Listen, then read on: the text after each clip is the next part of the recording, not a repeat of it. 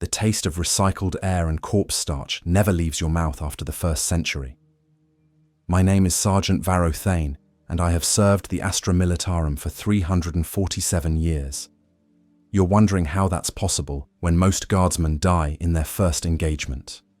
Rejuvenate treatments, gene therapy, augmetics that replace failing organs. The Imperium found me useful enough to keep breathing, and useful enough means you don't get to die. You think immortality is a gift? You think serving the God Emperor forever is a blessing? I've watched 17 generations of soldiers turn to ash. I've forgotten the faces of everyone I ever loved. I've killed so many enemies that their screams blend into a single endless note that plays in my mind every waking moment. This is what it means to serve forever. This is the price of being too valuable to let go. Chapter 1. The gift that damns. I received my first Rejuvenate treatment at age 43, after the Damaris campaign, where I held a breach against a Chaos cultist assault for 16 hours. Command decided a soldier who could maintain discipline while standing knee-deep in his own squad as bodies was worth preserving. I didn't know then that worth preserving meant condemned to continue. The medici facility on the troop ship Eternal Vigil smelled like disinfectant and fear. Rows of surgical beds held soldiers in various states of reconstruction, augmetic limbs being grafted, organs being replaced, faces being rebuilt. I was there for something different. Something the medici tech explained in a bored monotone, as if describing routine equipment maintenance. You'll receive a full Rejuvenat sequence, she said.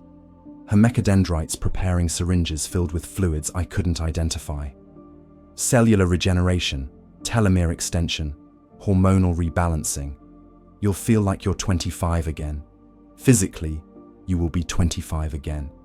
For how long? I asked. She paused, and I saw something flicker in her eyes. Pity, maybe, or recognition of what she was doing to me. Indefinitely, with regular maintenance. The Imperium has invested in your continued service, Sergeant.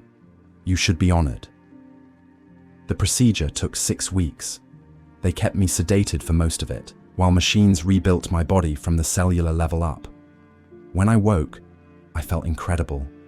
The aches that had accumulated over decades of combat were gone. The scars on my lungs from breathing promethium fumes had vanished. My vision was sharp, my reflexes quick, my mind clear. I looked in the mirror and saw a young man staring back at me. But behind that young man's eyes was still me. 43 years of memories, of loss, of compromise, of things done in service to the Imperium that I could never undo.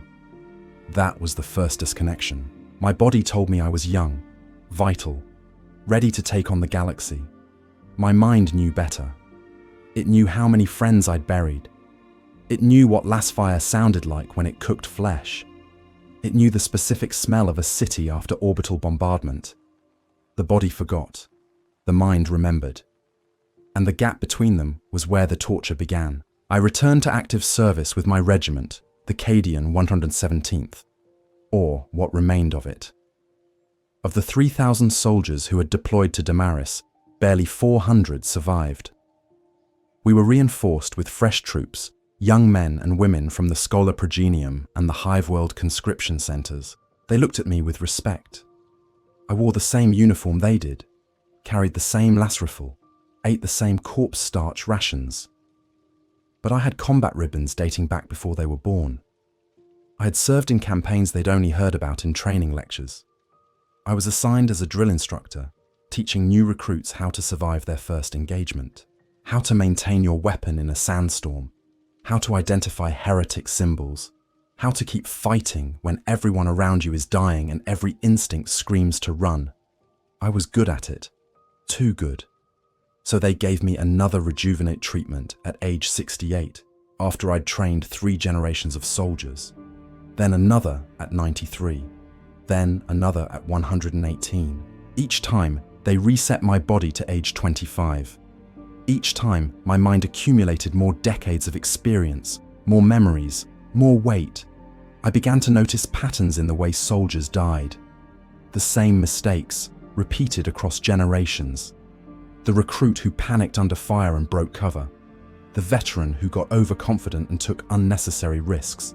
The officer who cared too much about his troops and hesitated at a critical moment. I tried to train these weaknesses out of them.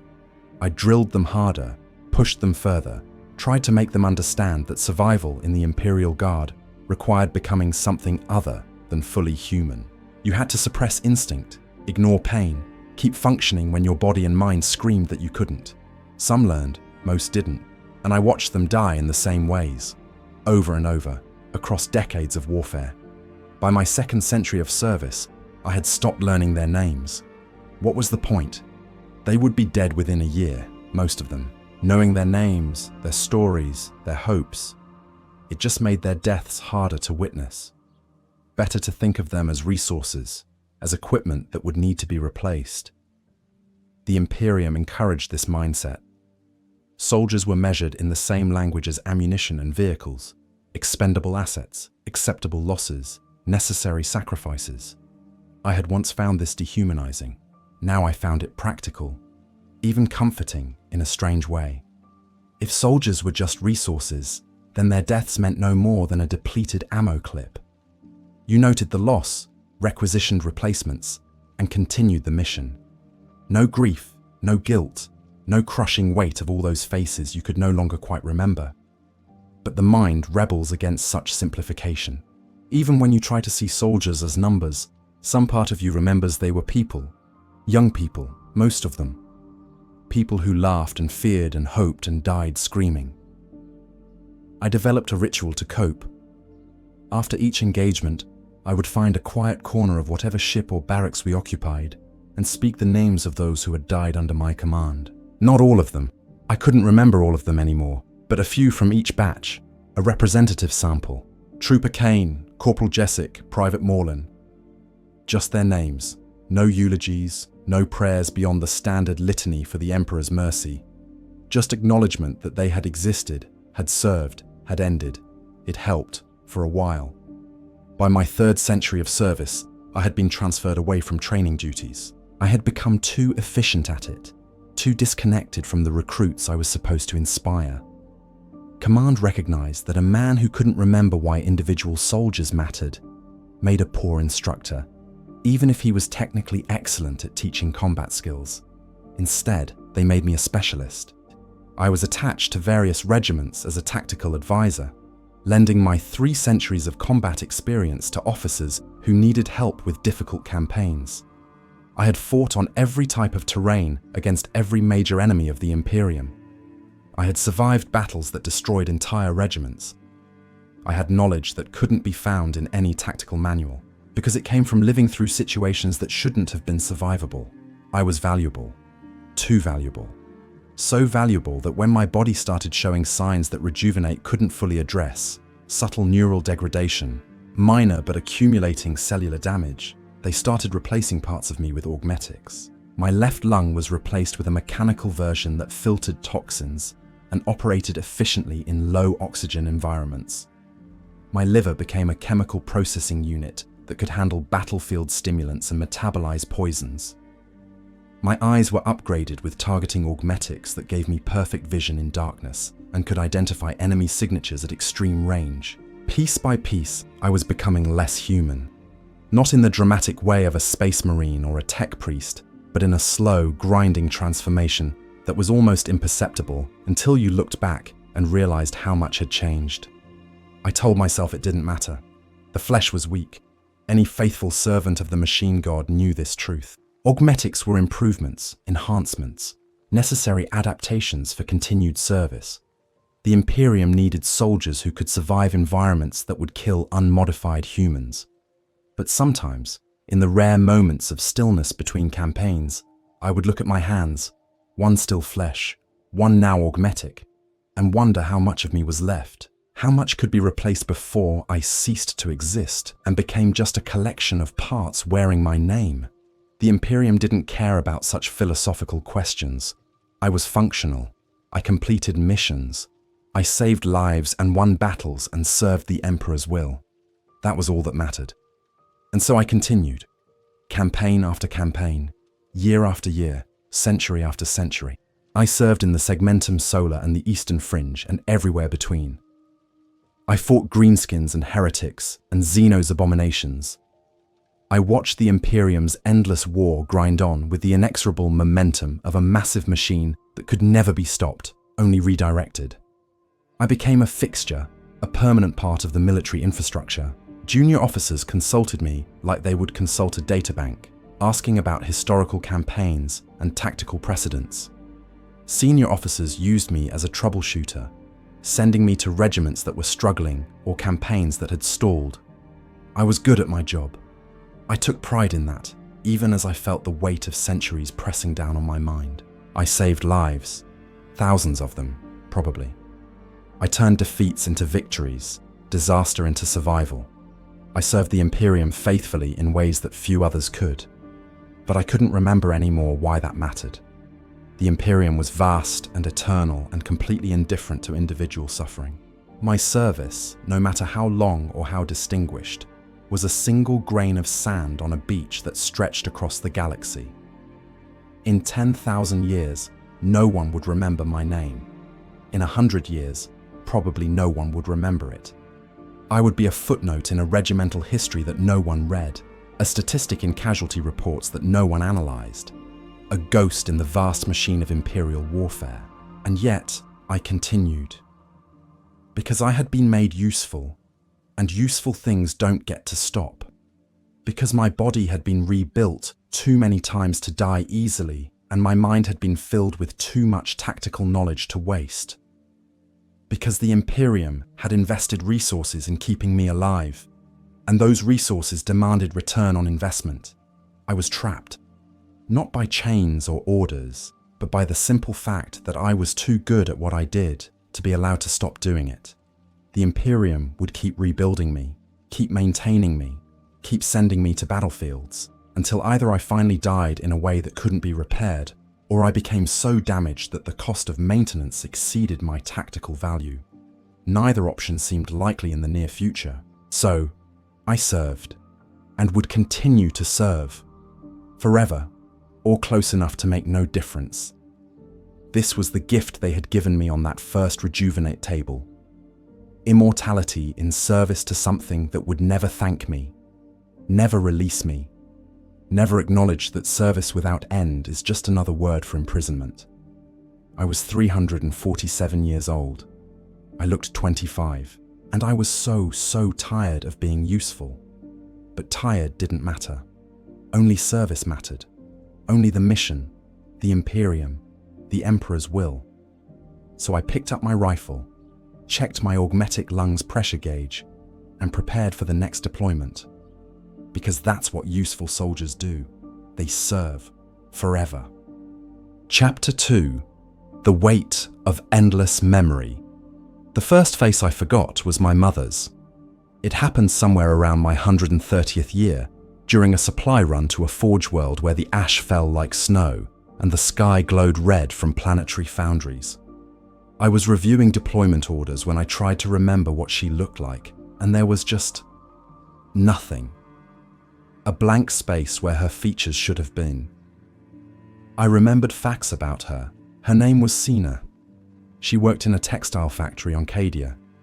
She died when I was 16, caught in a raid by heretic forces that breached the Hive City's lower levels. I remembered going to her memorial service, remembered the commissar's speech about sacrifice and duty. But her face? Gone. Erased by a century of other faces, other losses, other memories that had layered over it like sediment burying ancient ruins. I told myself it didn't matter. She had been dead for over 100 years. The grief had long since faded to a dull acceptance. What difference did it make if I couldn't picture her face? But it mattered, because if I could forget her, the woman who gave me life, who raised me, who I loved, then what else had I forgotten? What other pieces of myself had been quietly erased by the accumulation of centuries? Memory is not unlimited. The human brain, even one maintained by Rejuvenat and enhanced with minor augmetics, can only hold so much. Every new memory must compete with old ones for space, for significance, for the neural pathways that keep them accessible. The brain makes choices about what to preserve and what to let fade. Traumatic memories, the violence, the horror, the moments of intense emotion, those stick like burrs. But the quiet moments, the everyday experiences, the faces of people who mattered before you became a soldier, those slip away. I started noticing the gaps more frequently after that. I couldn't remember my father's voice. I couldn't remember the name of my first squad sergeant, though I remembered how he died, shot through the neck by a sniper on Hexos Prime. I couldn't remember entire campaigns that I knew I had fought in, because they blurred together with dozens of others just like them. The Medicae called it cognitive overload. They said it was normal for long-service personnel, that the brain needed to compress old memories to make room for new ones. They offered me memory augmetics, cranial implants that would provide additional storage, help maintain older memories in perfect clarity. I refused. The thought of having machinery in my skull, recording and storing everything I experienced, was horrifying in a way I couldn't quite articulate. My memories were flawed, fading, unreliable, but they were mine. They were human. Adding machinery would make me something else. So I learned to live with the gaps. I kept a journal, writing down names and dates and events that seemed important, though I was never quite sure how to choose what to preserve. Should I record the major battles, the ones that shaped campaign outcomes, or the small moments? A soldier's joke, a quiet sunrise on a dead world, the taste of real food instead of corpse starch.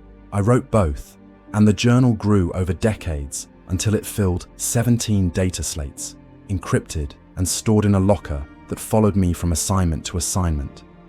Sometimes I would read old entries and not recognize my own handwriting, my own words. The person who wrote those entries felt like a stranger, someone I had once known but could no longer quite connect with. The psychological strain of extended service was something the Imperium acknowledged but didn't really address. There were commissars who could execute you for cowardice or heresy, and medicae who could repair your body or adjust your brain chemistry to suppress trauma responses. But there was no one who could help with the simple grinding weight of too many years, too many deaths, too many compromises. Some soldiers broke.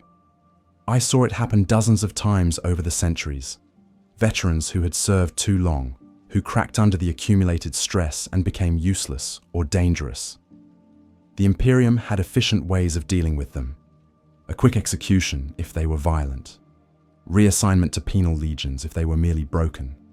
Memory wipes in rare cases, though those often left the subject a hollow shell. I didn't break.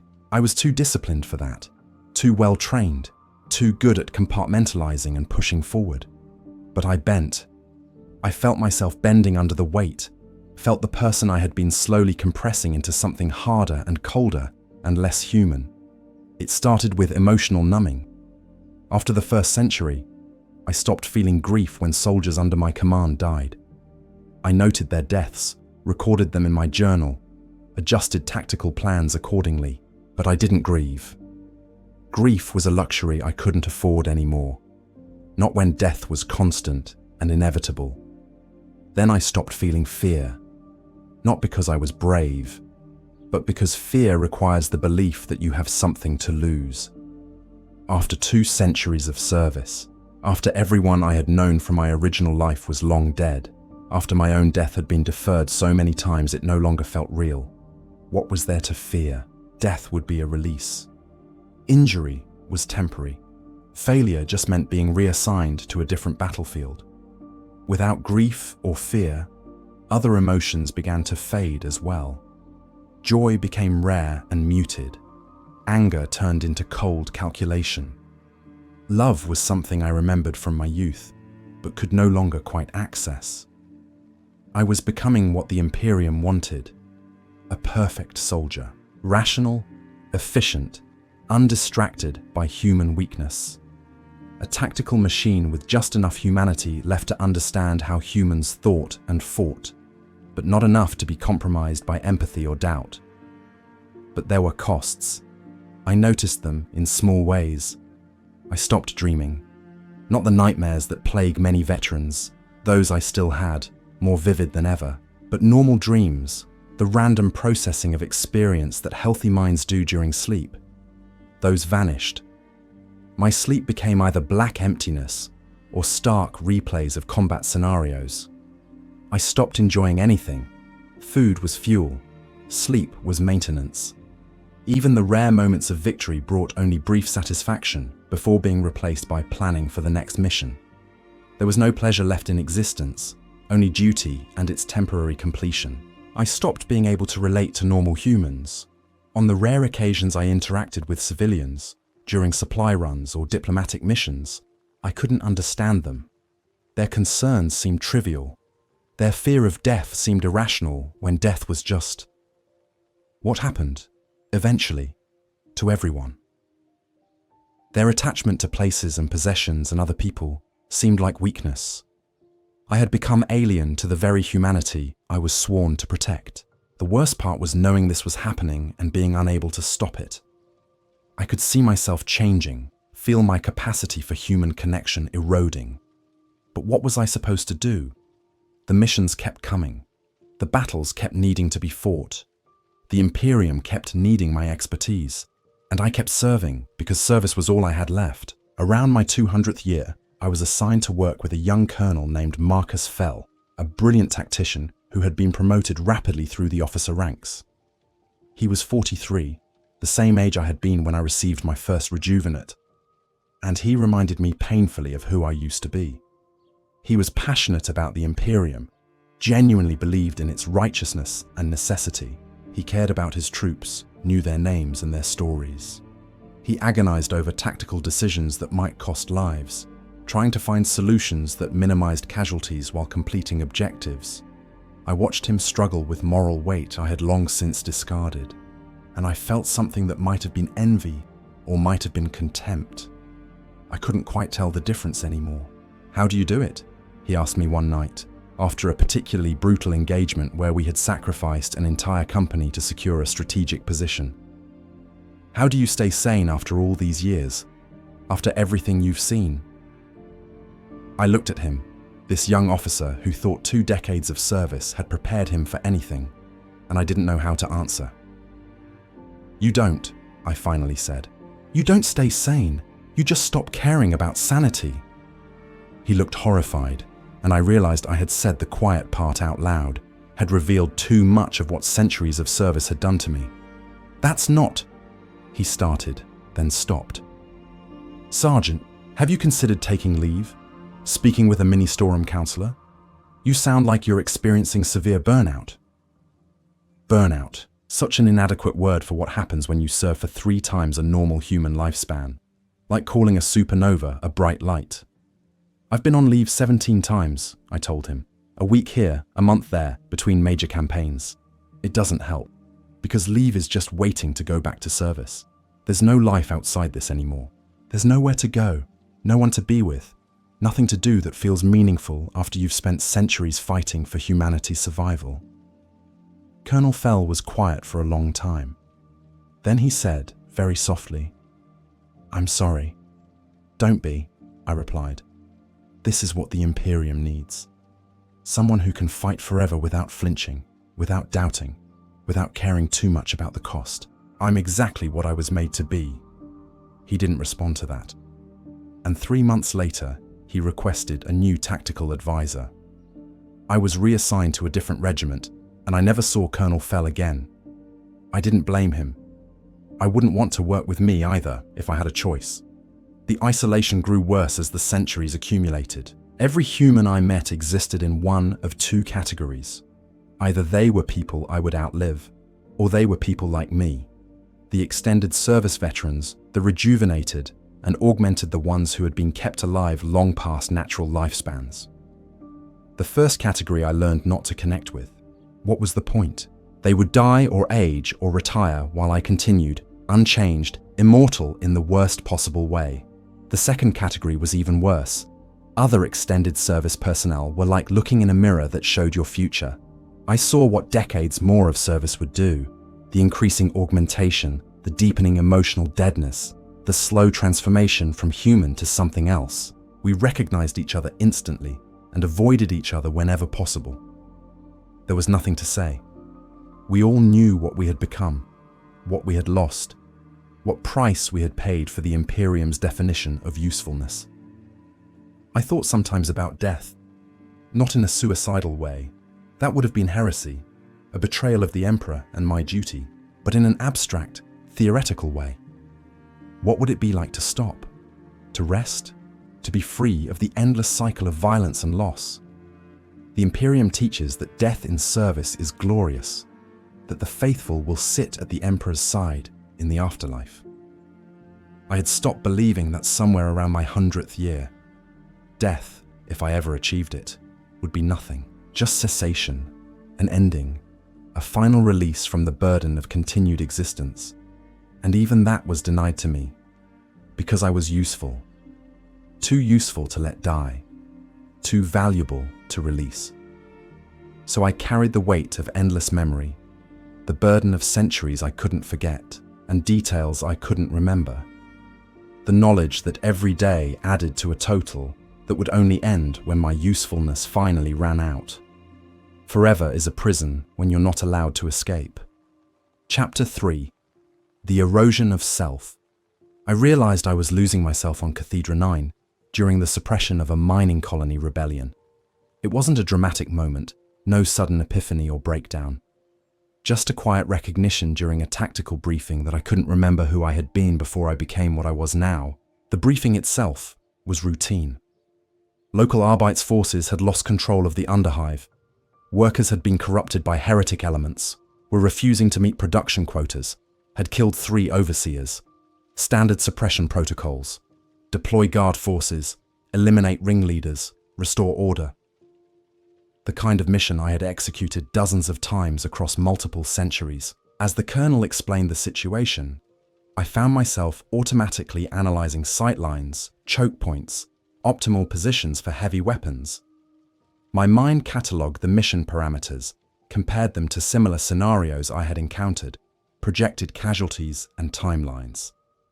It was effortless, instinctive, the product of 300 years of tactical experience. And then I realized I felt nothing about it, not determination or righteousness, or even reluctant acceptance, just nothing. These were humans we were going to kill, Imperial citizens who had broken under impossible working conditions, people who probably had legitimate grievances, even if their methods of expressing them were heretical. I knew all that intellectually, but I didn't feel it. They were just problems to be solved, obstacles to be removed, variables in a tactical equation. When had that happened? When had I stopped seeing humans as humans? I tried to remember feeling differently. Tried to recall a time when ordering an assault that would kill hundreds of people had bothered me, had required moral justification or inner conflict. The memories were there, technically. I could read entries in my journal about feeling guilt or horror or moral uncertainty, but they felt like someone else's memories. Stories about a stranger who happened to share my name. The person I had been, young Sergeant Thane from Cadia, who joined the Guard because he believed in protecting humanity, who was horrified the first time he had to execute deserters, who wrote letters to fallen soldiers' families because he thought they deserved to know their loved ones had died bravely. That person was gone. Not dead exactly, more like overwritten, compressed and buried under so many layers of subsequent experience that he might as well have never existed. I was someone new now. Something new.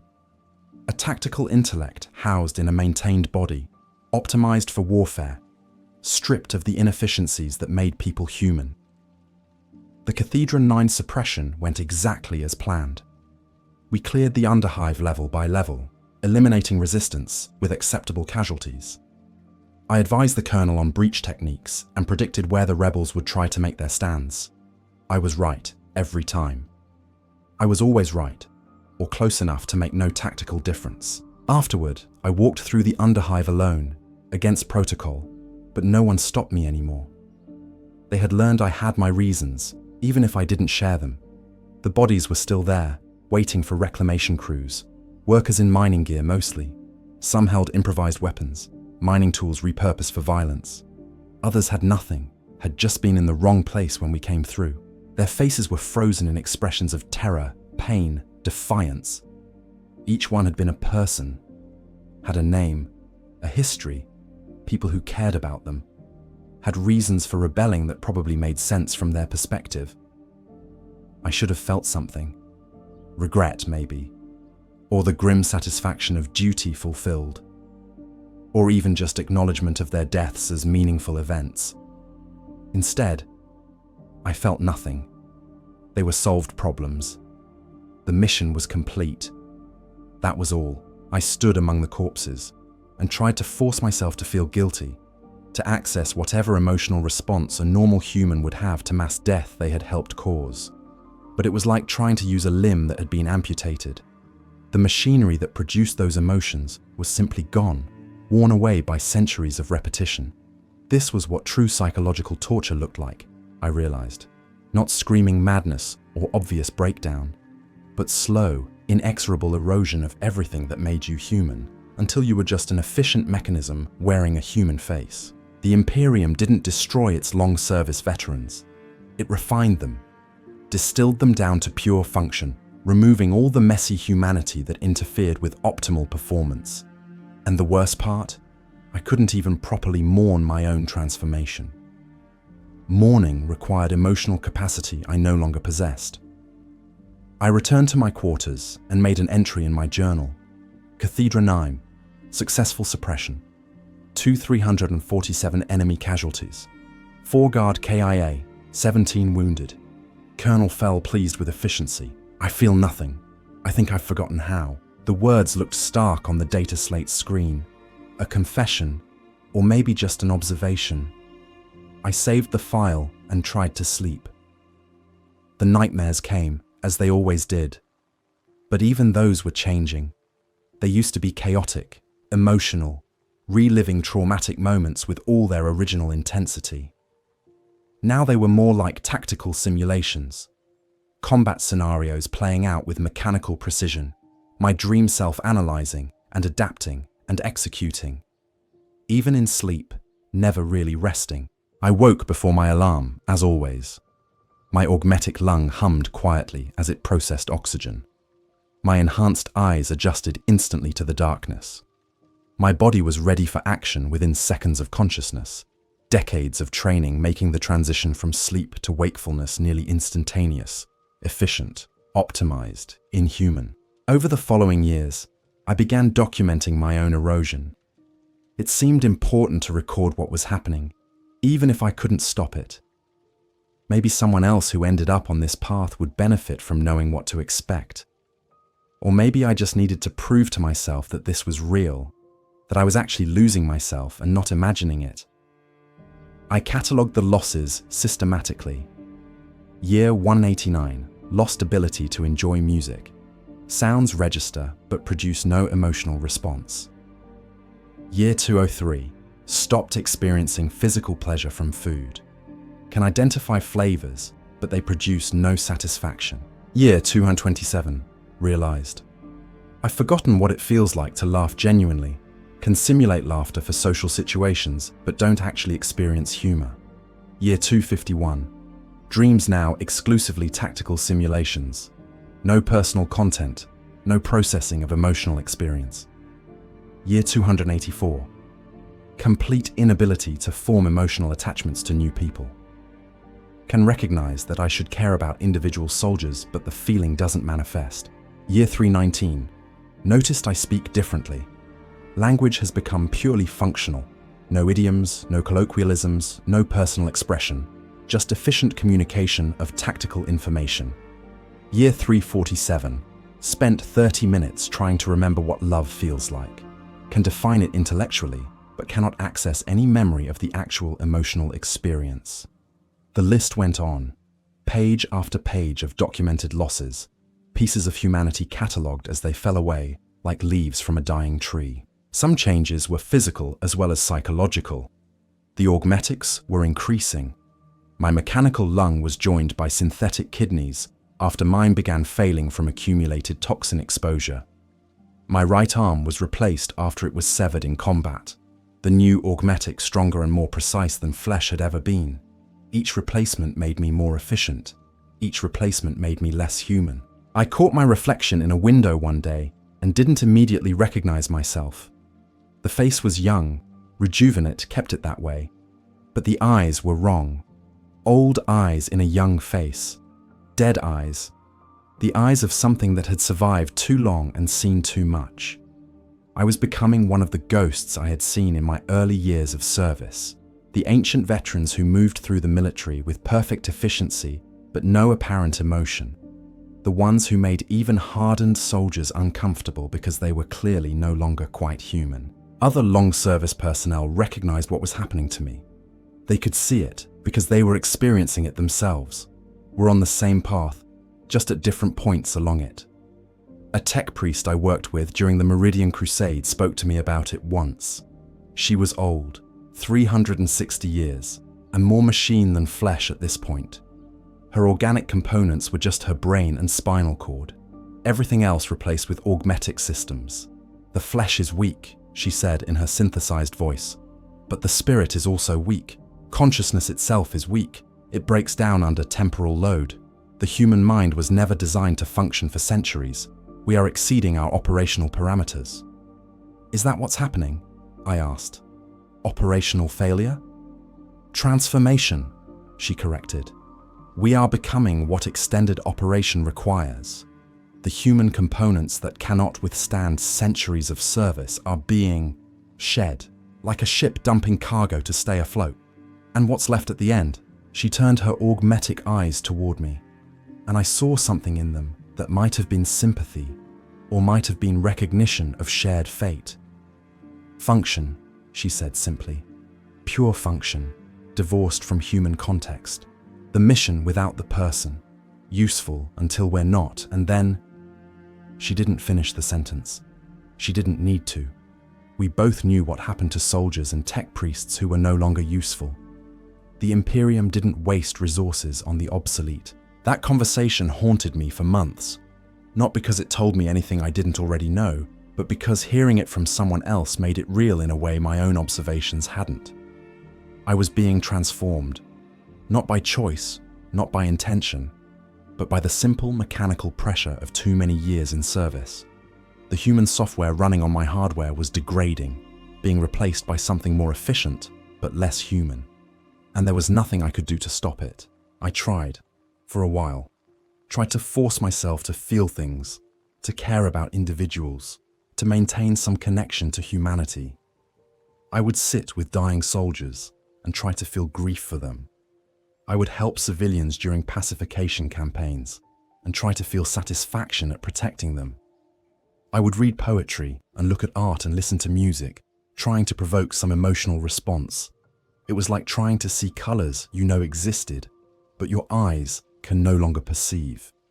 The capacity was simply gone, eroded away by centuries of trauma and repetition. Eventually, I stopped trying, accepted what I was becoming.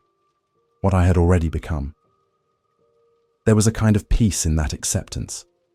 Not happiness, but the absence of internal conflict. I was what the Imperium had made me.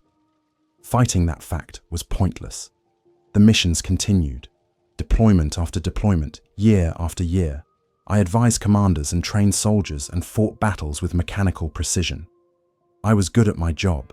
I was always good at my job. But I was no longer the person who had originally taken that job. That person, young Sergeant Thane, who believed in protecting humanity and thought service to the Emperor was noble, was as dead as my mother, as forgotten as countless other casualties of the Imperium's eternal war. What remained was something else, something useful but no longer quite human, a tool the Imperium wielded with the same casual efficiency it wielded every other weapon in its arsenal. And the truly terrible thing, I couldn't even properly hate what I had become. Hatred required emotional capacity I no longer possessed. I just was, existed, functioned, continued, forever. Or until the Imperium decided I wasn't useful anymore, which amounted to the same thing from my perspective. This was the psychological torture of serving the Imperium forever. Not dramatic breakdown or obvious suffering, but slow transformation, into something that no longer suffered because it no longer felt anything at all. I wrote one final entry in my journal, late at night in my quarters, aboard a transport ship heading toward another war zone. I am 347 years old. I cannot die. I cannot stop serving. I cannot remember what it feels like to be human. This is what immortality actually means, becoming something that no longer wants it, trapped in a function you can no longer remember choosing. If anyone reads this who faces the same path, know that there is no way back. Only forward. Only function. Only service. The person you were will die slowly over centuries while your body continues. You will watch yourself fade and be unable to stop it. This is the price of being useful to the Imperium. They will keep you alive long past the point where life has meaning. And you will serve because that is all that remains. That is all you are. That is all you will ever be. Forever. I saved the file, closed the data slate, and prepared for sleep. Tomorrow there would be another battlefield, another mission, another day of being exactly what the Imperium needed. And I would execute it perfectly, efficiently, without feeling anything at all about it. Because that's what useful soldiers do. They function, forever. Chapter 4. The breaking point that never comes. There should have been a breaking point. That's what everyone expects, isn't it? The moment when the accumulated trauma becomes too much, when the soldier finally cracks under the impossible weight and either goes mad or dies or rebels against the system that's destroyed them. I kept waiting for that moment. For 347 years, I waited for the breaking point. It never came. That might be the cruelest part of what the Imperium does to its long service veterans. It doesn't break you dramatically.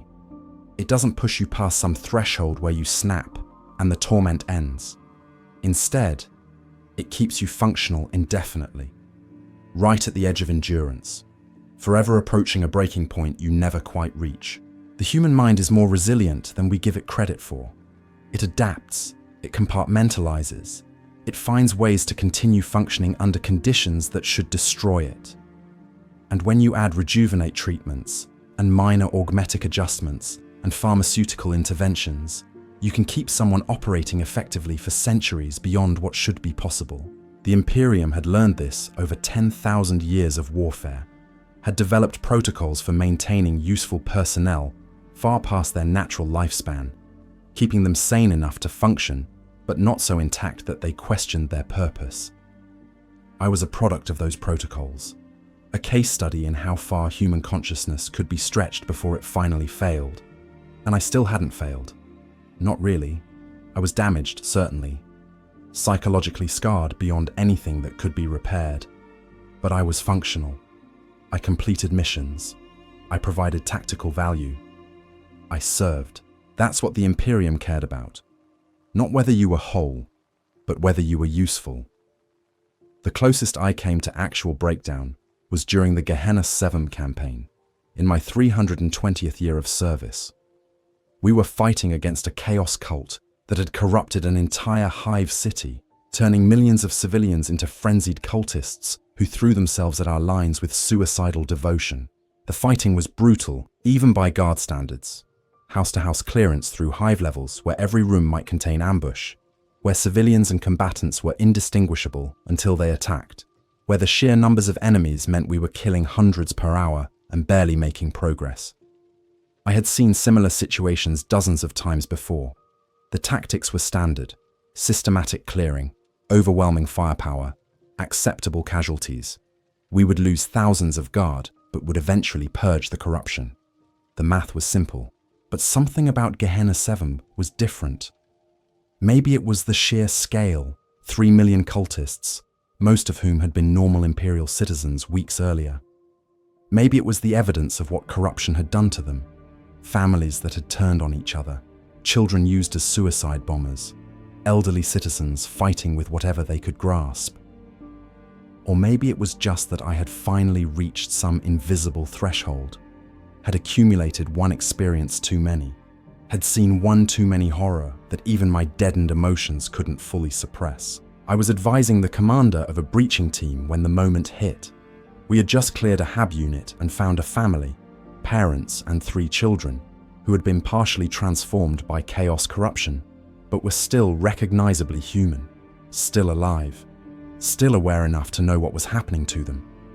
They were begging us to kill them, to end it before the transformation completed. The guard troopers were looking at me, waiting for orders. The tactical decision was obvious: execute them, purge the corruption, move on. Standard procedure. I had ordered similar executions hundreds of times, but I couldn't speak. The words wouldn't come. I stood there with my lazarifal raised, looking at those twisted, suffering people, and for the first time in decades, I felt something. Horror. Deep, visceral horror at what we were doing. Not just here, not just on Gehenna 7, but everywhere, always. The endless cycle of violence and purging and killing in the Emperor's name. The casual brutality that had become so normalized I didn't even notice it anymore. I saw suddenly, with terrible clarity, what I had become. What the Imperium had made me. A murder machine that operated so efficiently, I had stopped questioning whether murder was necessary, whether there might be alternatives, whether the people I killed deserved anything beyond cold execution. The moment stretched. The troopers were still waiting. The corrupted family was still begging. And then the moment passed. My training reasserted itself. The emotional response was suppressed, compartmentalized, locked away. I gave the order to execute them. The troopers obeyed. We moved on to the next HAB unit. Functional, useful, continuing. But something had cracked. Not broken.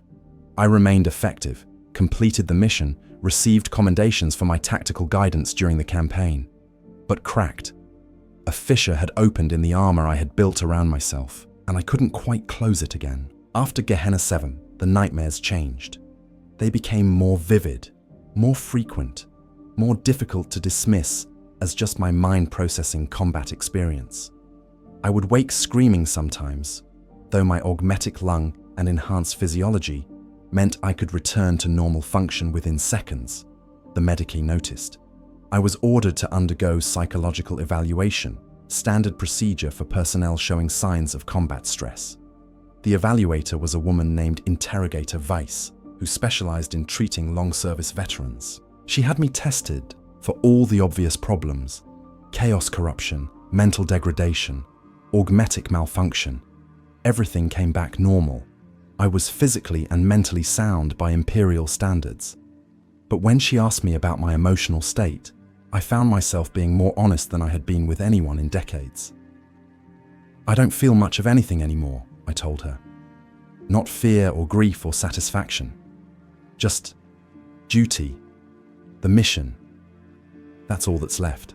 "That's not uncommon for extended service personnel," she said, making notes on her data slate. "The human emotional system isn't designed to process centuries of trauma. It shuts down as a protective mechanism." "Is there a treatment?" She looked at me with an expression I couldn't quite read. "Do you want there to be?" The question caught me off guard. Did I want to feel things again? To experience the full weight of 3 centuries of horror and loss? To properly grieve everyone who had died because of my orders or under my command? To feel guilty about the things I had done in service to the Imperium? "No," I admitted. "Feeling nothing is better than feeling everything." "Then there's no problem," Interrogator Weiss said. "You're adapted to your role. You're functional. The Imperium doesn't require you to feel anything beyond basic loyalty to the Emperor. As long as you can continue to serve effectively, your emotional state is irrelevant." She cleared me for active duty, and I returned to the field. But her words stayed with me. As long as you can continue to serve effectively. That was the condition. That was what determined whether I lived or died, whether I was maintained or discarded. Not my well-being, not my humanity, just my tactical utility. The Imperium was honest about it, at least. There was no pretense that my welfare mattered beyond its impact on mission effectiveness. I was a tool, and tools were valued for their function, not their feelings. I thought about rebellion sometimes. Not dramatic revolt. I was too conditioned for that, too deeply indoctrinated in imperial loyalty.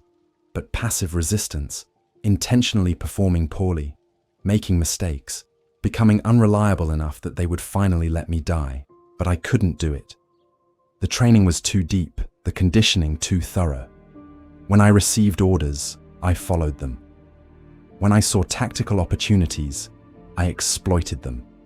When soldiers needed guidance, I provided it.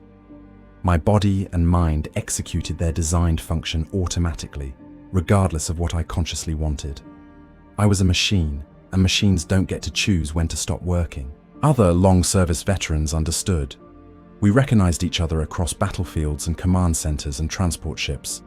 The 1,000-yard stare that had extended to 3 centuries, the mechanical efficiency of movement, the emotional deadness that marked us as different from normal soldiers. Sometimes we would share a moment of acknowledgement, a nod, a look, nothing verbal, just recognition of shared fate. We were all trapped in the same eternal service, all waiting for breaking points that would never come. One veteran I encountered during the Valen incursion was even older than me, 413 years of service. He was more augmetic than human at that point, his body a testament to the Imperium's determination to keep useful soldiers alive. We were alone in a strategic planning room, reviewing deployment orders, when he spoke without looking at me. "You're waiting for it to end, aren't they?" he said. "Waiting for the moment when you finally break or die or simply stop. Waiting for release."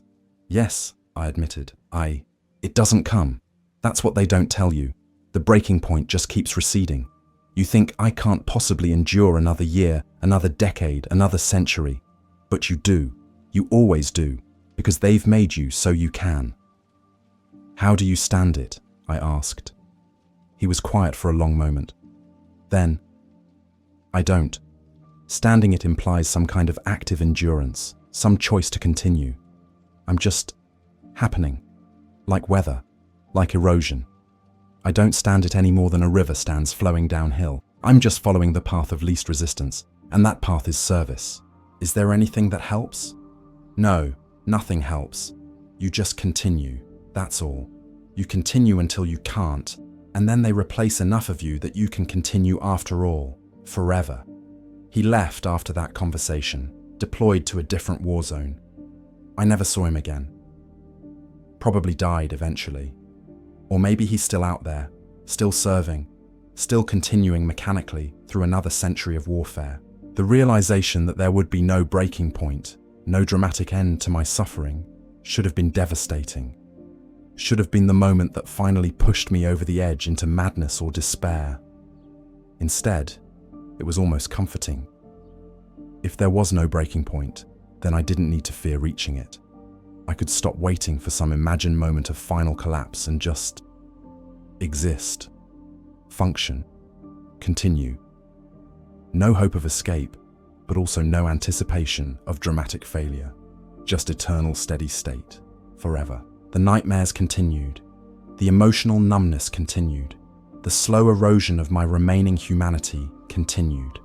But I continued too, adapting to each new loss, compartmentalizing each new trauma, finding ways to function, despite carrying weight that should have crushed me centuries ago. I was a testament to what the human mind could endure when endurance was the only option. Not because I was strong, or brave, or special, but because the Imperium had learned how to keep consciousness functioning far past the point where it should have shut down. They had found the perfect balance. Keep me damaged enough that I didn't question my purpose, but functional enough that I remained useful. Push me to the edge of breaking, but never quite over it. Maintain me in eternal near collapse without ever allowing actual failure. It was torture, yes, psychological torture of the most refined kind. Not the crude brutality of physical torment, but sophisticated manipulation of human consciousness to extract maximum utility while providing minimum relief. And I would endure it forever, or as close to forever as made no functional difference. Because I was useful. Because the Imperium needed me. Because the alternative to service was non-existence, and some part of me, some stubborn core of self-preservation that Rejuvenat and augmetics had sustained, couldn't quite choose that. So I served. I would continue to serve. Through centuries more if my body could be maintained that long. Through whatever came next. Not because I wanted to. Not because I believed in it anymore. Not even because I was particularly good at it, though I was. I served because I had been made into something that served, had been refined over centuries into pure function, had been transformed from a person into a mechanism that executed the Imperium's will with perfect efficiency and no emotional interference. I served because I had forgotten how to be anything else, and I would never break, because breaking would be a release, and release was not permitted to those the Imperium found useful. This was forever, not dramatic suffering or poetic tragedy, but grey, endless functionality. Not a prison I could escape, but a state I had become. I was 347 years old. I would likely serve 300 more if the Imperium chose to maintain me that long. And there would never be a breaking point. Never be an end. Just service. Forever. Chapter 5. The moment of clarity. The moment of clarity came during a routine transport between war zones. Somewhere in the void between Segmentum Solar and Ultima. I was reviewing tactical data in my quarters when it hit me with the force of an artillery shell. I didn't want to die. That realization was shocking in its intensity. For decades, maybe centuries, I had thought I was simply enduring service until death finally released me. Had told myself I was waiting for the end. That death would be a mercy, that I continued only because I had no choice. But that wasn't true. Not really. If I truly wanted to die, I had countless opportunities. A moment of hesitation in combat, a slightly miscalculated tactical decision, removing my rebreather in a toxic atmosphere during a supposedly routine inspection. The Imperium might keep me alive through Rejuvenat and augmetics, but I was still fundamentally mortal. Death was always available if I truly sought it, but I didn't seek it. Some part of me, buried deep beneath the conditioning and the trauma and the centuries of accumulated damage, wanted to continue. Not because service was fulfilling, or because I believed in the cause anymore, but because continuation itself had become my purpose. I existed, therefore, I served. I served, therefore, I existed. The two had become so intertwined that I couldn't separate them anymore. This was the true horror of psychological torture through endless service. It didn't destroy you. It transformed you into something that no longer wanted to be destroyed.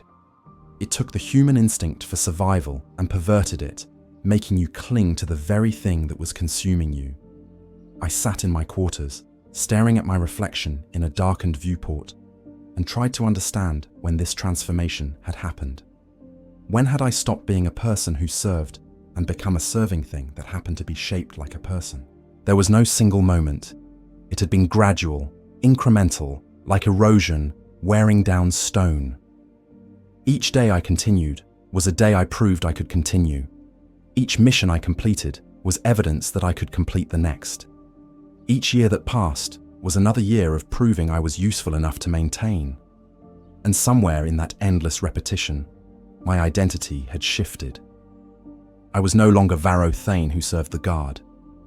I was the guard's service, housed temporarily in a body named Varro Thane. The distinction was subtle but profound. A person can stop serving, can choose death or rebellion or retirement, but service itself? Service just continues. It's a function, not a choice. And I had become that function, pure and simple. I should have been horrified by this realization, should have felt my humanity rebelling against the transformation, but I felt nothing except a kind of distant acknowledgement. Yes, this is what I am. Yes, this is what I've become. Yes, this will continue forever. No horror, no despair, just acceptance. That acceptance was perhaps the most disturbing thing of all, because it meant the transformation was complete. I wasn't being tortured anymore by service. I had become the torture, self-sustaining, requiring no external force to maintain it. The Imperium no longer needed to compel me to serve. I compelled myself, automatically, without thought, because service was all I was. I tried to remember what I had wanted from life before I joined the Guard. Had I had dreams? Ambitions beyond military service? Plans for what I would do afterward? The memories were there technically, vague shapes in the far distance of my past. I had wanted... what? To survive. To protect people. To make some kind of difference in the endless war. All childish, naive desires. The universe was too vast and hostile for any individual to make meaningful difference. Survival was just delayed death. Protection was temporary at best. And the war would never end, would continue long after I finally failed to be useful enough to maintain. But I had wanted those things once, had believed in them, had been a person who could conceive of purpose beyond pure function. That person was gone, had been gone for decades, maybe centuries. What remained was just efficiency, just execution of duty, just the grinding continuance of service, without purpose beyond itself. I made an entry in my journal, though by this point I wasn't sure why I still kept one. Who would read it? Who would care about the philosophical crisis of an ancient soldier? Year 347. Void transport, destination classified. Realize today that I no longer want death, that I have become the service I once chose to perform, that there is no I separate from the function anymore. Should this bother me? I don't know. I can't remember what being bothered feels like. Just noting it for the record, just documenting the transformation, just continuing. Maybe that's what hell is in the end. Not punishment from external sources, but becoming the punishment, transforming so completely into your suffering that you can't distinguish it from yourself anymore. The torture stops being something that happens to you and becomes something you are. I am 347 years of psychological torture wearing a human shape. I am the Imperium's perfect soldier, unable to quit, unable to break, unable to die. I will continue until mechanical failure, and even then they'll probably just replace the failing parts and send me back out. This is what serving the Imperium forever means. Not dramatic suffering, but transformation into something that suffers as its natural state, so completely that suffering becomes indistinguishable from existence. And I don't even hate it anymore, because hate requires a self separate from what's hated, and that separation no longer exists. I am service. Service is me. We are one. Forever. I saved the entry and sat in darkness for several hours, not sleeping, not really thinking, just existing in that space between consciousness and emptiness that had become my default state. The transport arrived at our destination the next day.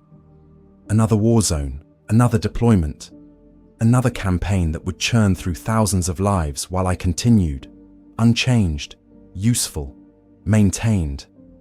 I executed my duties perfectly, advised the commanding officers, trained replacement troops, planned tactical approaches, won battles, saved lives and ended others in the precise balance that served the Imperium's strategic objectives. I was exceptionally good at my job. I always had been, but now I was even better because there was nothing left of me except the job. No distractions, no doubts, no ethical considerations that might slow decision-making. Pure function. Perfect service. The Imperium's ideal soldier. And somewhere in that realization, I found something that wasn't quite peace, but was close enough to it for someone like me. I stopped fighting what I had become, stopped mourning the person I used to be, stopped waiting for a breaking point or a release or a change. I just was, existed, continued, served, not because I chose to. Choice implied alternatives, and I had no alternatives. Not because I believed in it. Belief required emotional investment I no longer possessed. Not even because I was compelled. Compulsion implied resistance, and I had nothing left to resist with. I served because service was my nature. as fundamental and inescapable as gravity or entropy or any other force that shapes the universe without caring about the desires of those caught in it. This was the true horror and the true resolution of serving the Imperium forever. Eventually, you became the thing you feared. You transformed into a mechanism that experienced its own operation as reality, that couldn't conceive of existence outside its function, that had no self separate from its purpose. The torture ended by consuming the victim completely, leaving nothing but the torture itself. Wearing a name and carrying a rifle and executing orders with mechanical precision forever. I was Sergeant Varro Thane. I was 347 years old. I would serve the Imperium until I ceased to be useful or ceased to function, whichever came first. And I had finally made peace with that. Not happy peace or satisfied peace, but the peace of absolute acceptance, of transformation so complete that resistance was no longer even conceivable. This was what I was. This was what I would always be. Forever. And that was fine. Not good. Not desirable. Not something I would choose if choice were available. Just fine. Acceptable. The only reality I could experience. I continued my service, year after year, century after century, mission after mission. I became a legend among the Guard, the ancient sergeant who never died, never retired, never failed. Soldiers told stories about me in the barracks, half myth, half truth, all serving to reinforce the idea that dedication to the Emperor could sustain you forever. They didn't understand. They thought I was inspiring, a role model, proof that faith could overcome any hardship. They didn't see that I wasn't being sustained by faith, but by something much darker, by the transformation of person into function, by the complete subsumption of self into service. But that was fine too. Let them believe what they needed to believe. Let them find inspiration in my endurance. If my suffering could serve a purpose beyond itself, could help maintain the Imperium I had dedicated my existence to serving, then at least there was meaning in it. Not personal meaning, I was beyond that, but systematic meaning. I was a component in the vast machine of imperial warfare, functioning as designed, contributing to the whole, even as I had ceased to exist as an individual. That was enough. It had to be enough, because it was all there was, all there would ever be. I served, I continued, I endured, forever. Note: due to space constraints, I'll provide Chapter 6 through 8 in a follow-up response to reach the full 16,500 words. Would you like me to continue with the remaining chapters? Retry a go for it. Chapter 6. The Comfort of Routine. By my 4th century of service, I had developed rituals. Not the grand ceremonial observances of the imperial cult, but small, private patterns that gave structure to infinity. They were the only things that made endless continuation bearable, the familiar repetitions that proved time was still passing, even when nothing fundamentally changed. Every morning, I would wake exactly 4 hours before duty shift began. My augmetic systems came online in sequence: lung, kidneys, enhanced eyes, neural accelerators. I would sit at the edge of my bunk for precisely 3 minutes, allowing my consciousness to fully engage with the waking world. Then, weapons maintenance. Disassemble my las rifle completely, clean each component even though it didn't need cleaning, reassemble it with the same precise movements I had performed tens of thousands of times. The ritual took 47 minutes. I had never varied the timing by more than 30 seconds. After weapons maintenance, I would read one entry from my journal. Just one, selected at random. A glimpse into who I had been at some other point in my endless service. Sometimes the entries felt like they were written by a stranger. Sometimes they felt intimately familiar. Either way, they served as proof that time was passing, that I was accumulating history even if I wasn't changing in any meaningful way. Then breakfast. The same meal every day for decades at a time until supply lines shifted and forced variation. Currently, 2 portions of standard issue corpse starch, 1 stimulant capsule, half a litre of recycled water. I didn't taste it anymore. That capacity had eroded sometime in my 2nd century, but the routine of eating was comforting in its predictability. These rituals were lifelines. They were what separated me from complete dissolution into the present moment. Without them, without these small markers of sequential time, I think I would have lost all sense of temporal continuity, would have experienced my existence as an eternal now, each moment disconnected from the last. No narrative thread holding them together. The rituals proved I was still a person, or at least something that had once been a person. Machines don't develop habits.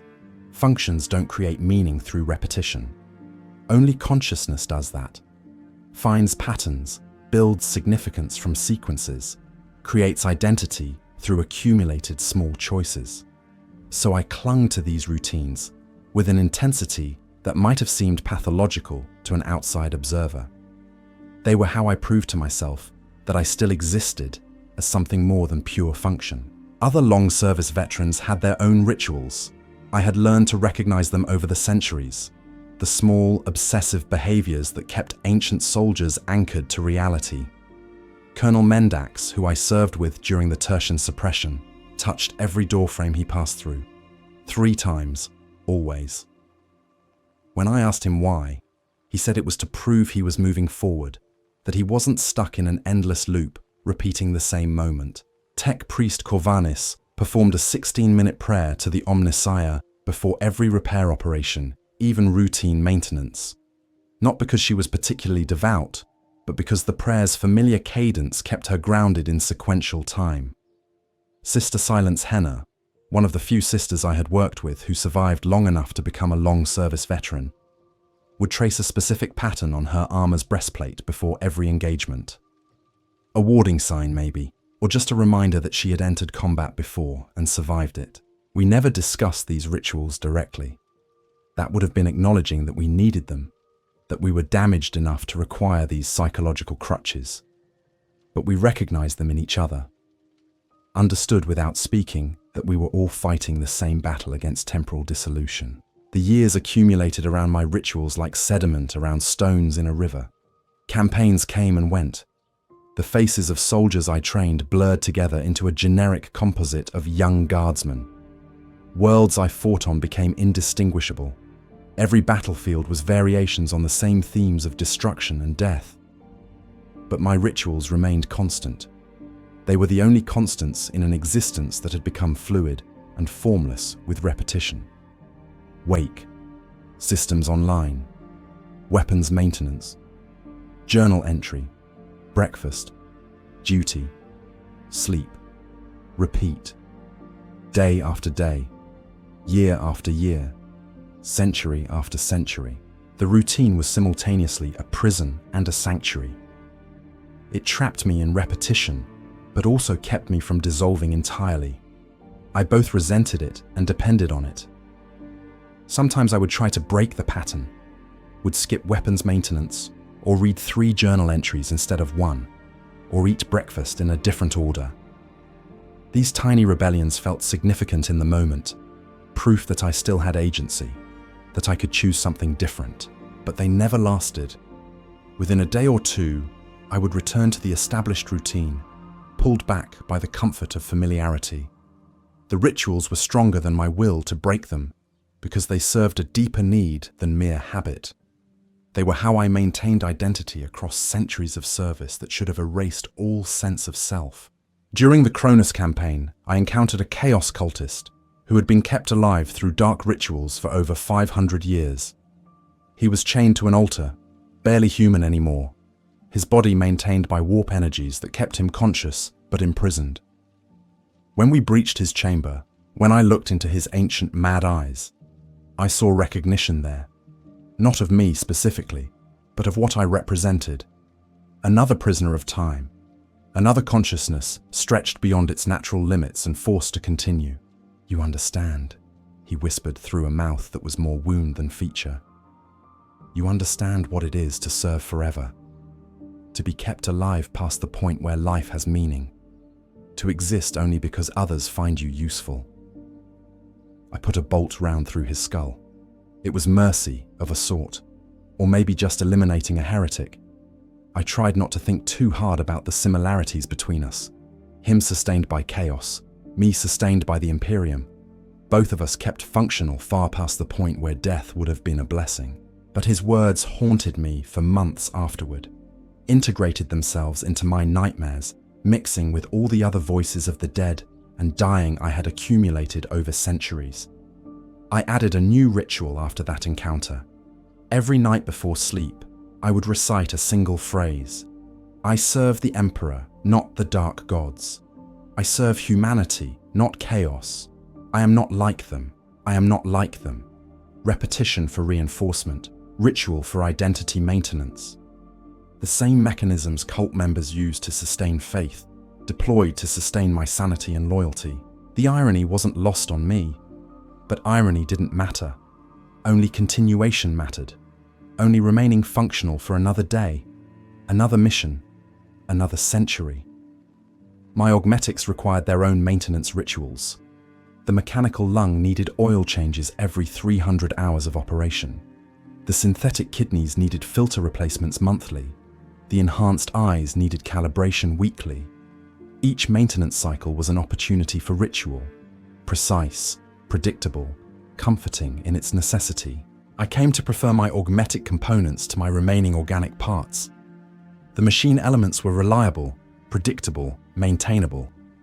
The flesh was uncertain, prone to unexpected failure, requiring constant monitoring and adjustment through Rejuvenate treatments.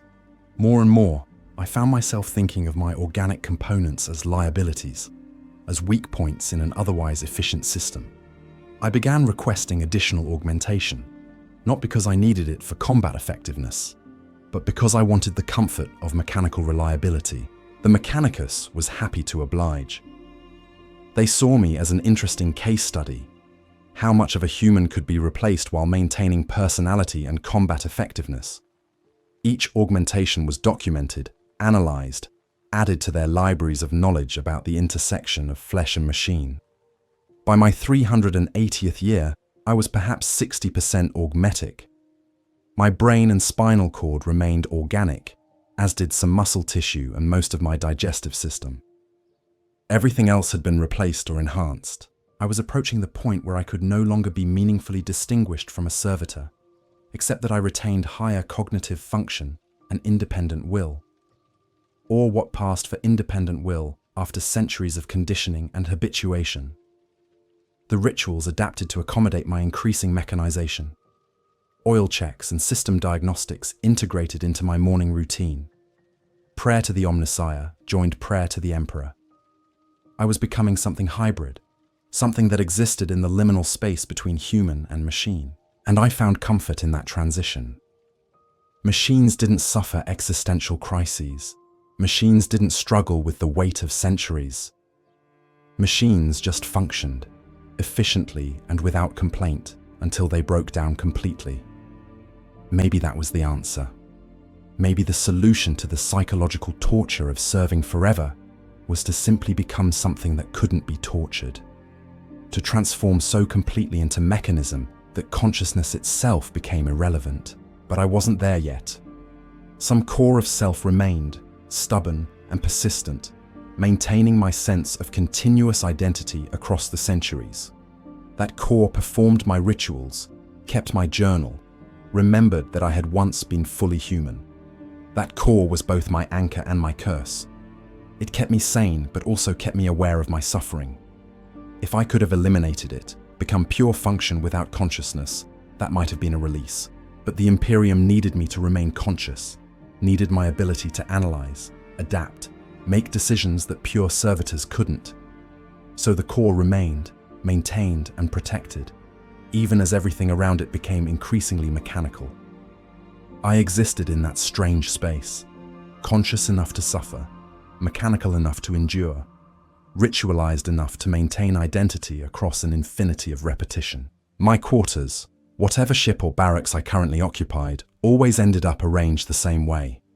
Bunk against the left wall, equipment locker in the corner, small desk for journal and data slates, one chair, nothing decorative, nothing personal, Nothing that couldn't be packed and moved within 10 minutes.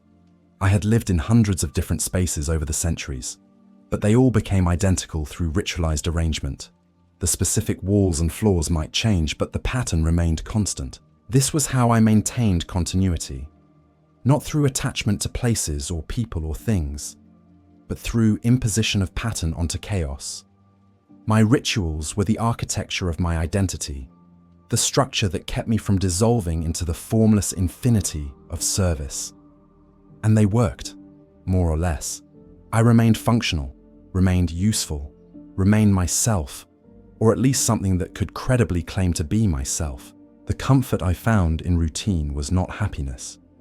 It was not satisfaction or peace or any positive emotion.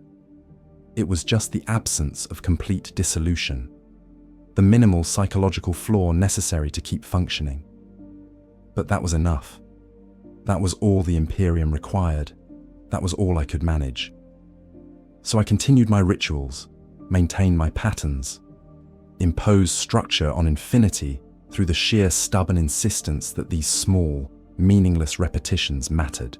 They did matter. Not objectively, not in any cosmic sense. But to me, in the grinding subjective experience of serving forever, they mattered absolutely. They were proof that I existed, that I continued, that something persisted across centuries that could still be called I, wake, systems online, weapons maintenance, journal entry, breakfast, duty, sleep, repeat, forever. Chapter 7. What remains of humanity? In my 411th year of service, I was asked to train a new batch of recruits. It was an assignment I had performed countless times, but this group was different. They were from Terra itself, children of the throne world, who had grown up in sight of the imperial palace and been raised on stories of the emperor's glory. They looked at me with something approaching reverence when they learned my service record. 4 centuries, hundreds of campaigns, tens of thousands of battles. I was a living legend to them, proof that dedication to the emperor could transcend mortality. I tried to see myself through their eyes, to understand what they saw when they looked at me. A hero perhaps, an inspiration, a testament to faith rewarded. But I knew what I really was. I was a warning they were too young and optimistic to understand. I was their future if they survived long enough, if they proved useful enough to maintain, if the Imperium decided their continued service was worth the resources required to keep them alive. I taught them the basics: weapon maintenance, tactical formations, how to survive the first 30 seconds of combat when most new guardsmen died. I was efficient, thorough, exactly as precise as I had been when training the previous batch, and the batch before that, and the thousands of batches across 4 centuries. But one recruit was different. His name was Varro Thane, the same first name I had carried for over 4 centuries. He was young, 19 standard years, with a bright eagerness that reminded me painfully of who I had been so long ago. He approached me after a training session, struggling with nervousness. "Sergeant Thane, sir. Permission to ask a question?" "Granted. They say you've served for 400 years, that you've fought in the Emperor's name since before the current millennium. Is it true?" "Yes." He hesitated, then asked the question I could see him working toward. "What's it like? To serve that long? To see that much? To survive when so many others fall?" I should have given him the standard answer. Should have told him that service to the Emperor was glorious, that each day in his service was a blessing, that survival was a reward for faith and dedication. Instead, I told him the truth. "It's torture," I said quietly. "Slow, grinding psychological torture that goes on so long you forget what it was like before it started. You'll watch everyone you care about die. You'll forget the faces of people you loved. You'll become something that serves efficiently, but doesn't really live anymore. And if you're unlucky, if you're really unlucky, you'll be good enough that they'll keep you alive to experience it forever." Varro Thane stared at me, his young face struggling to process what I had said. "But the glory? The honor? Serving the Emperor. The Emperor doesn't care about you personally. The Imperium doesn't care about your suffering. You're a resource to be used efficiently until you're depleted. The only question is whether you'll be depleted through death or through transformation into something like me, still functioning, still useful, but no longer quite human." I should have stopped there, should have realized I was damaging his morale, potentially seeding heretical doubts. But something in his young face, Something in the name he shared with me made me continue. You want my advice? Die in your first major engagement. Die bravely, heroically, before you accumulate enough experience to become valuable. Because if you survive, if you prove yourself useful, they'll keep you alive. They'll rebuild you piece by piece, maintain you century after century, until there's nothing left of who you were except a function wearing your name. Varro Thane backed away slowly, his expression somewhere between horror and disbelief. He saluted mechanically and returned to his barracks. I was reported to the commissar the next day, charged with deliberately damaging troop morale and expressing defeatist sentiments. It was a serious accusation, potentially punishable by execution. Commissar Holt was a veteran himself, though nothing like my length of service. 50 years in the uniform, which made him ancient by normal guard standards, but practically a child from my perspective. He read the report carefully, then looked at me with an expression I couldn't quite interpret. Sergeant Thane, did you tell Recruit Thane that service to the Emperor was torture and that dying young was preferable to survival? Yes, sir. And do you stand by those statements? Yes, sir. Commissar Holt was quiet for a long time.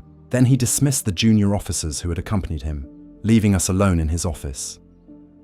411 years, he said finally. I can't even imagine what that does to a person, what it's done to you. It makes you stop being a person. That's what it does. The recruit expects me to execute you, to make an example, to demonstrate that defeatism has no place in the Emperor's Guard. I understand, sir, but I'm not going to do that. Do you know why? I didn't answer, because you're right. Everything you told him was absolutely true. Long service veterans like you are what happen when we keep soldiers alive past the point where life has meaning. You're a warning, a demonstration of what the Imperium's need for experienced personnel creates. And that warning needs to exist, needs to be seen, needs to be understood by those of us who make decisions about who to maintain and who to let die.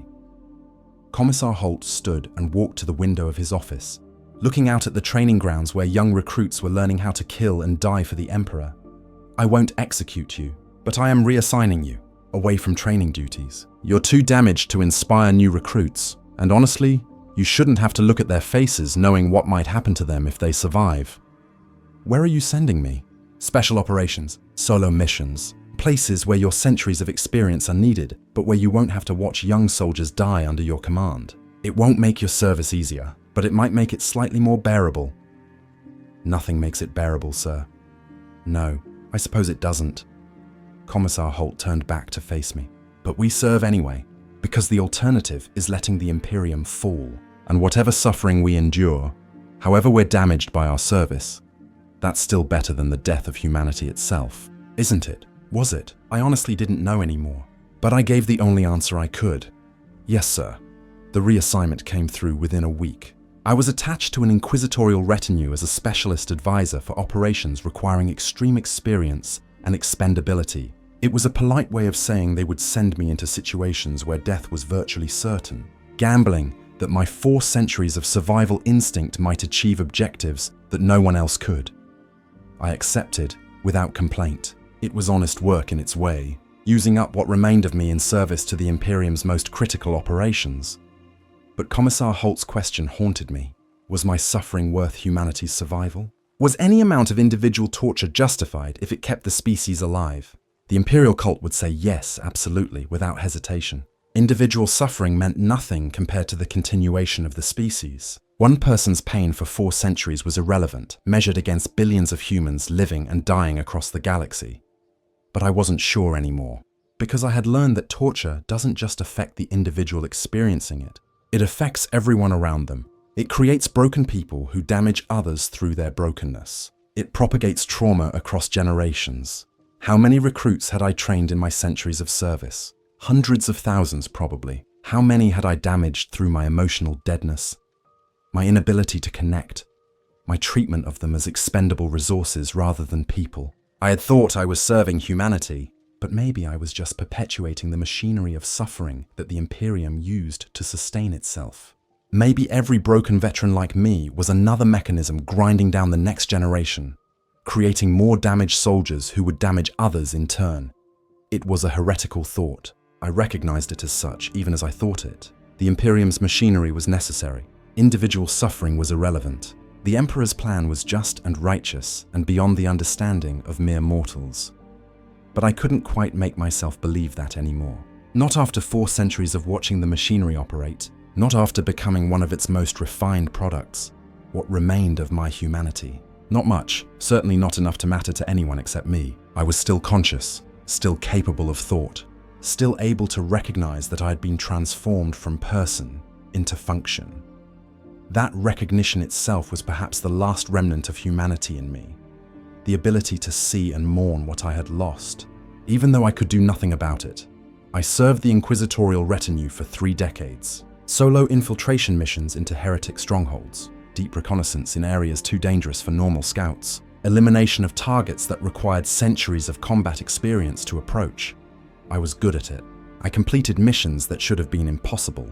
I survived situations that killed everyone else sent on similar operations. And with each success, I became more valuable, more worth maintaining, more trapped in the cycle of service and survival. The Inquisitor I reported to, Lord Vexen, was fascinated by what I represented. He was a psyker, capable of reading surface thoughts, and he studied me like a specimen. "You're hollow," he said once, his psychic awareness touching my mind. "Not corrupted. You're still loyal, still functional. But hollow, like a building with only walls left, no furniture or occupants, just structure containing emptiness. Is that unusual for long service personnel?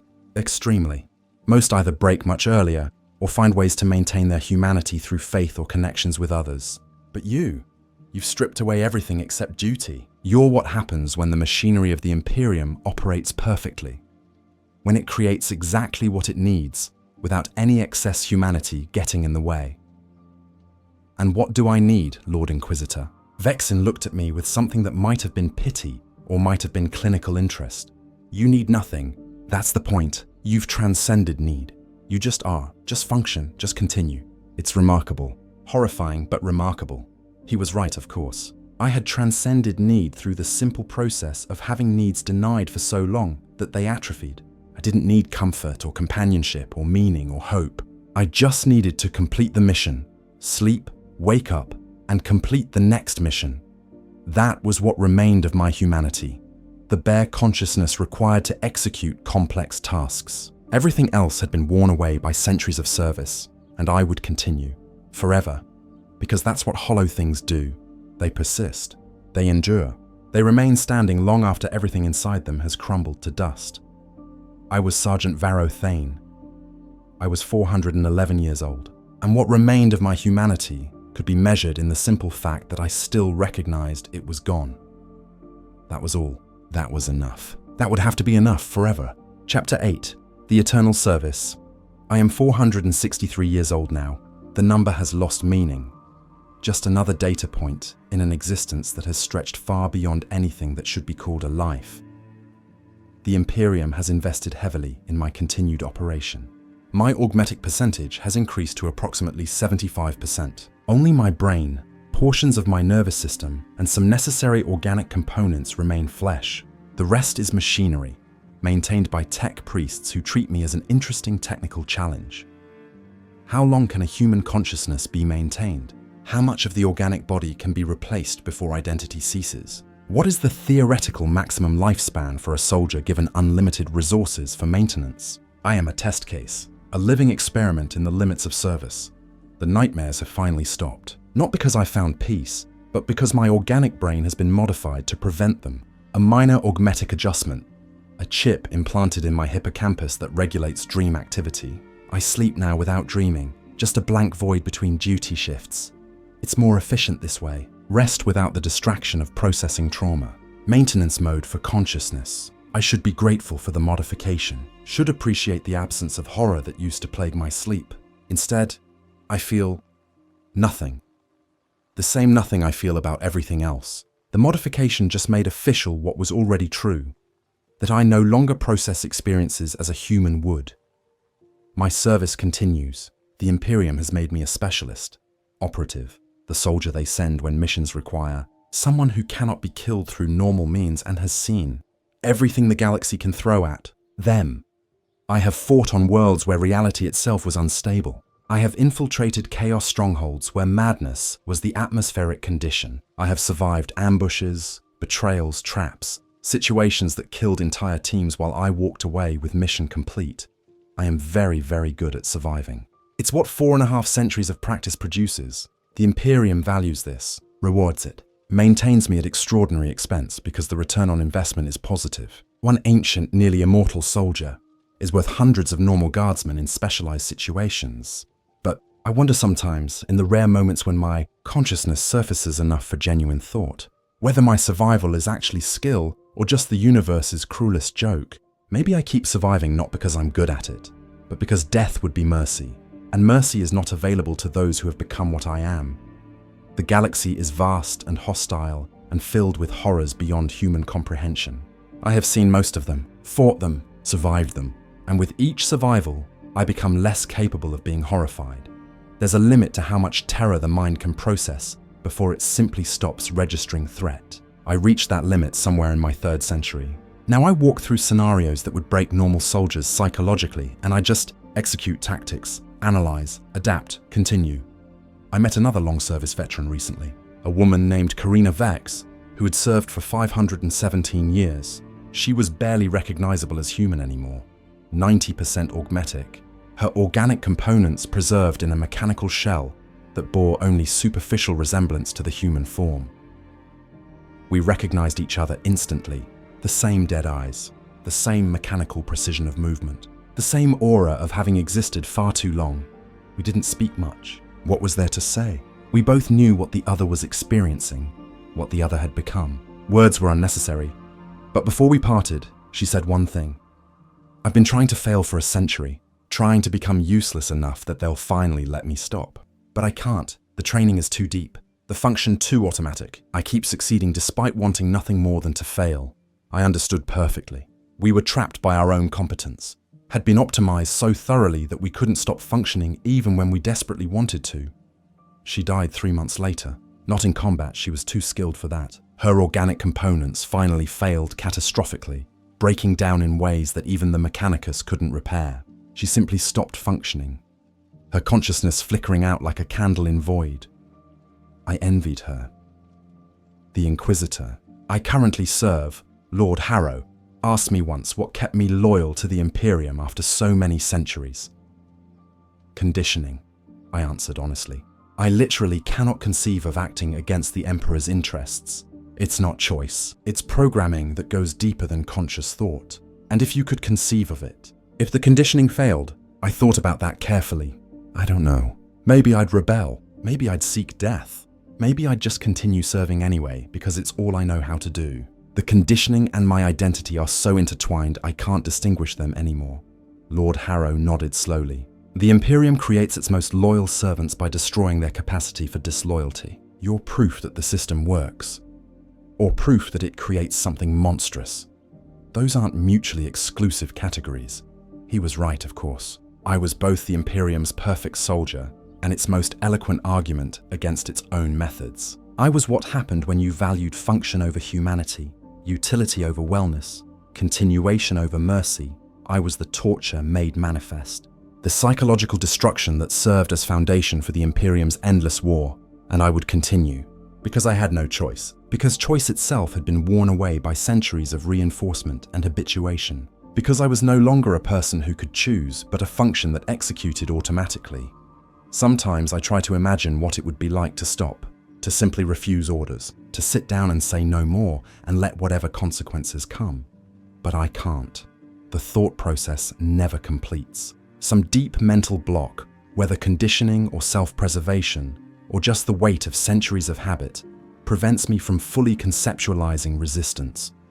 I can imagine it abstractly, as a theoretical possibility, but I cannot imagine myself doing it. Cannot see a path from my current state to any state that doesn't involve continuing service.